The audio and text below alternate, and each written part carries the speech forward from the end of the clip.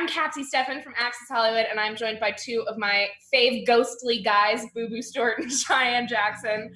How does it feel to have a hit on your hands already? You're in the top 10 on Netflix. Everybody's talking about it. I cried watching it. How does it feel?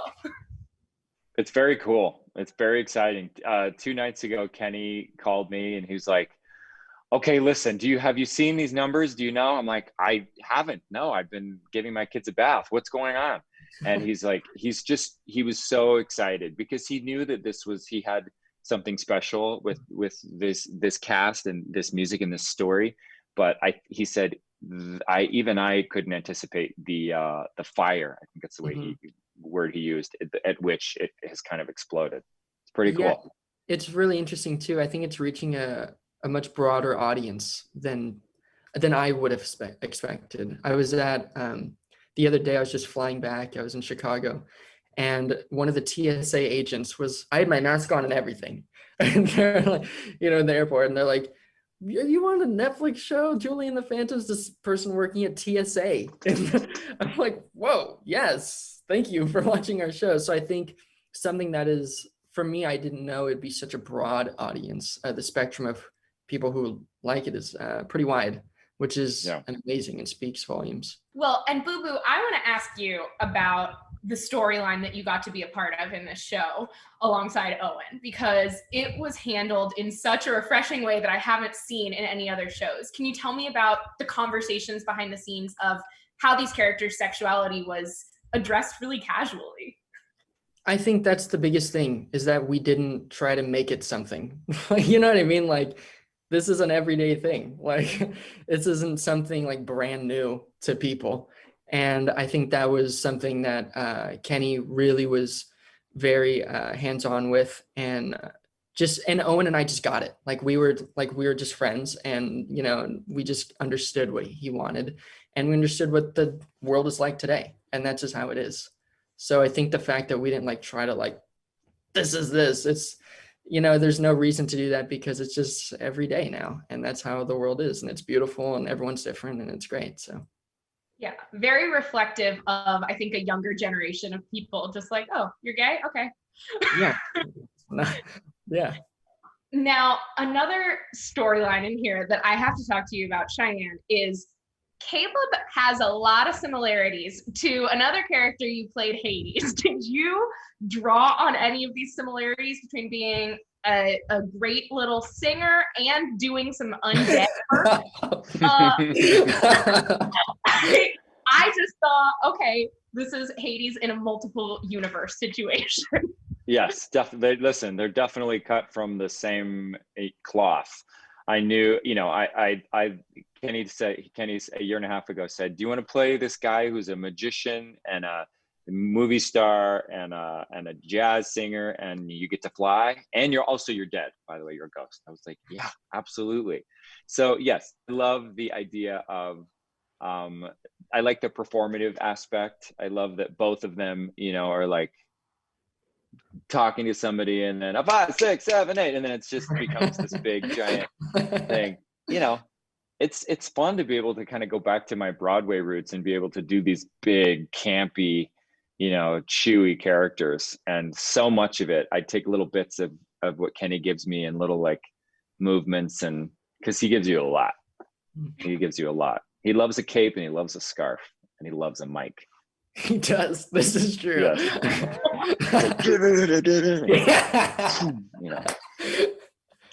I loved it. It was very jazzy, just so much fun to watch. And I have to ask you, you mentioned your kids before. Having these kids, I know they may be a little young to be watching this, even though it is family friendly. Have they encouraged you to kind of take more roles like this that are family friendly and so fun?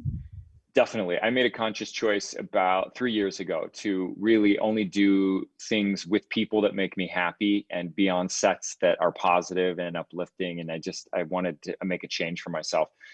So yeah, I started with The Descendants and then a few other things. But then I showed my kids 2 nights ago. I showed them the first number, the opening number, where the Other Side of Hollywood number. And they were just watching it and looking back and forth at me. And my son said, why are you always bad men? And I just said, because it's more fun.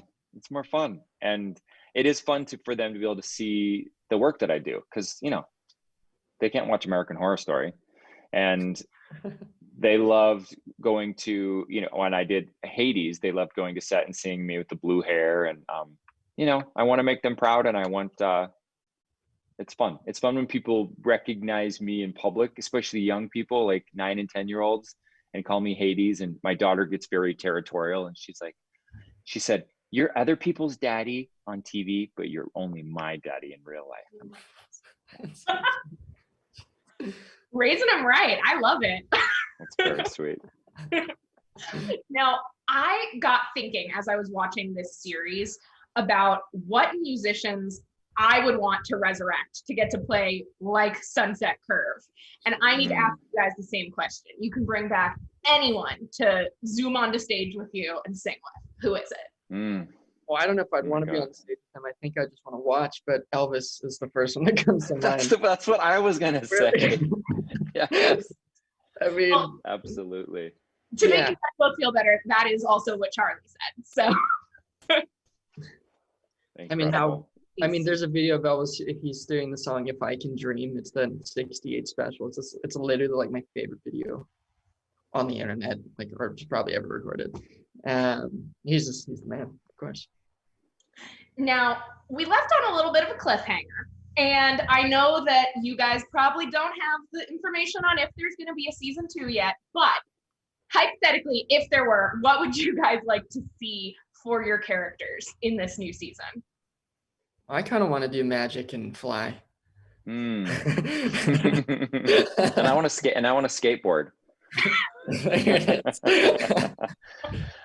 I don't know. I want to just dig a little more into Caleb's story. There's a lot of like hinting at his life and his past, and I want to know what my relationship with Booboo, why it is the way it is, and what I have on him, and why he's beholden to me. And also, I want to know how I died, and I think there's a lot to uncover there. So yeah, I'm waiting for that call, for that season 2 call. Me too. Right? We're all on standby. Well, I want to say thank you to both of you for taking the time to chat with me. I am so happy for you that you have this major hit on your hands, and crossing my fingers for a season 2. Thank you. That's so nice.